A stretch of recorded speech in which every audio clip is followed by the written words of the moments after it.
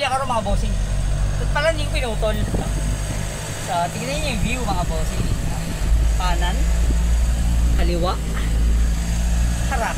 Well, tayo ngayon ay nalagpasan natin yung Cardona, no?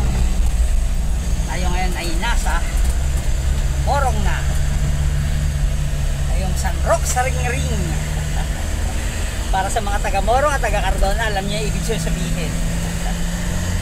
Ang ibig sabihin nun, sandok sa dingding. Kasi ang mga taga Morong, yung letter D, tama diba? Sandok, San Roque. Nagiging letter R sa kanila. Yun. Kaya San Roque sa ring-ring. Well, Morong Rizal, taga rito si Black 9. Diba? Ayan.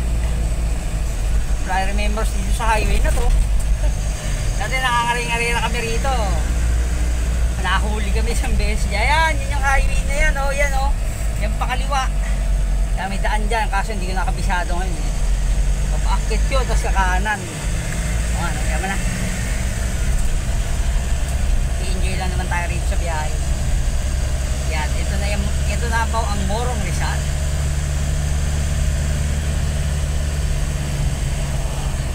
Yan yung kanilang pamahalang bayan. Yan yung bago. Kasi sa'yo, layin yan.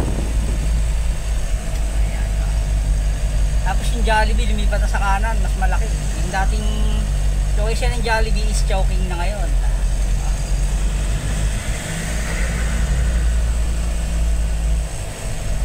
Although yung Morong, no, hindi, unlike na sinabi ko, napakabagal ng Cardona na.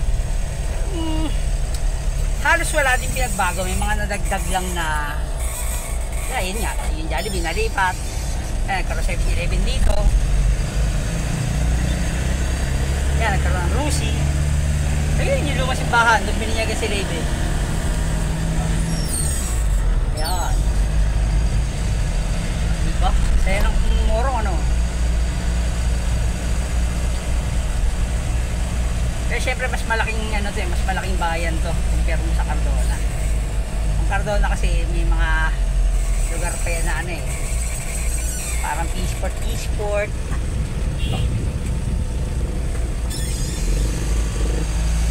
Nagulat ako.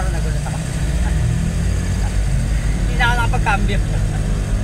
Madali sila, hindi mga na sila. Yan medyo humaba na yung bayan. Kasi dati yung first commercial establishment dito ay maliit na tindahan dyan sa bandang kaliwa. Yan lang, yun ang mga na bago. Pero mismong itsura, almost the same. Ayan. Mamaya sabihin ko pag nasa mismong bayan na tayo.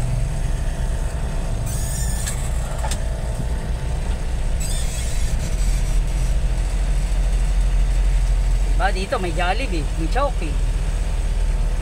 Sa Tanay meron din. Ewan ko lang sa Baras. Hindi pa tayo nakapunta ng Baras Minsan nagpunta tayo ng Baras parang ibang lugar sa kabilang side. Hindi natin napuntahan yung bayan mismo ng Baras. Yan.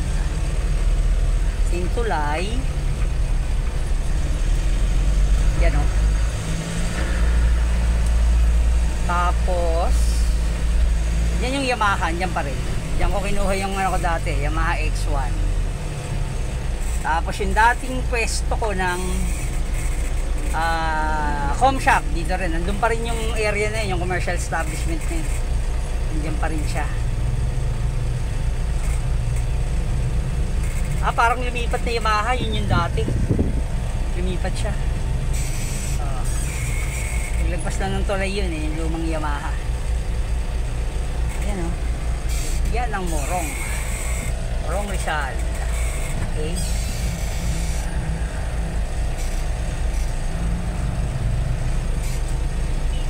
Sarap lang manirahan dito sa lugar na to. Sa Cardona. Ang hanap mo lalo sa Tanay, maganda ron. Sana bago tayo pumunta ng Batangas rider bukas mapasyal tayo ng Tanay. Sa Batangas naman tayo mga bossing. Yan yung dati peso yung Jollibee.